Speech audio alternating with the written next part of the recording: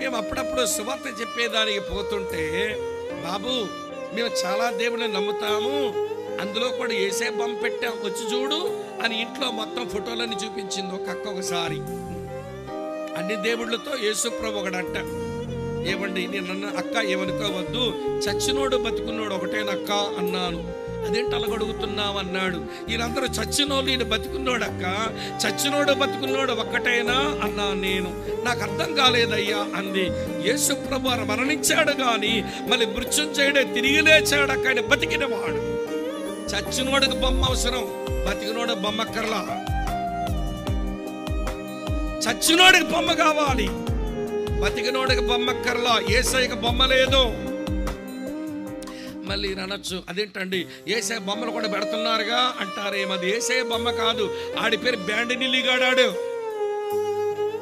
ఆడి పేరు బ్యాండనిల్లి, పచ్చి తాగుబోతు, వ్యభిచారి, చెడిపోయినోడు. కాకపోతే ఏసయ్య ఆకారాన్ని సూట్ అయ్యాడని చిత్రకారుడు ఆడి కుర్చీలో కూర్చోబెట్టి బొమ్మ వేసుకున్నాడు. ఆడి పేరు బ్యాండనిల్లి. బ్యాండనిల్లి దగ్గర అరటి పండు మీద తొక్క గుంచి ఒలిసి 3 ఊదుబత్తీలు గుచ్చి పొగరొదులుతుంటారు ఈ దిక్కుమాలి క్రైస్తవులు. పొగలు ఏసయ్య గంట. ఏసయ్య కాడు అక్కడ ఉన్నది, బ్యాండనిల్లి గాడు వాడు. ఏసయ్యకు ఫోటోతో పని లేదండి.